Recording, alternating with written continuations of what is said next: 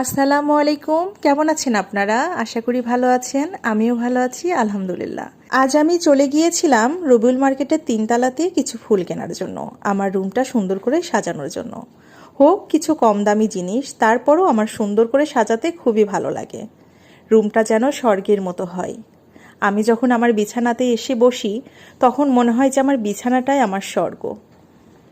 প্রতিটা মেয়েরই স্বপ্ন থাকে তার ঘরটা যেন সুন্দর করে সাজানো গোছানো হয়।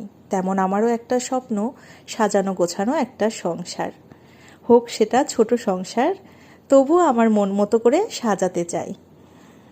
ছোট ছোট অল্প অল্প কিছু দিয়েই তো একটা বড় কিছু হয়ে যায়, ঠিক না? এইটা আমি আমার মেন দরজার সাথেই রেখেছিলাম যাতে বাহিরে যেতে আসতে চোখে পড়ে। আর রুমে রেখেছিলাম এই কর্নারটা, আমার খাটের পাশে একটু ফাঁকা জায়গা ছিল, সেখানে রাখলাম। এটা ছিল চেরি ফলের গাছ আর ছোট গোলাপ ছিল, কলি গোলাপ বলে। যাই হোক, আমি এই দুইটা নিয়েছি এখানে রাখার জন্য।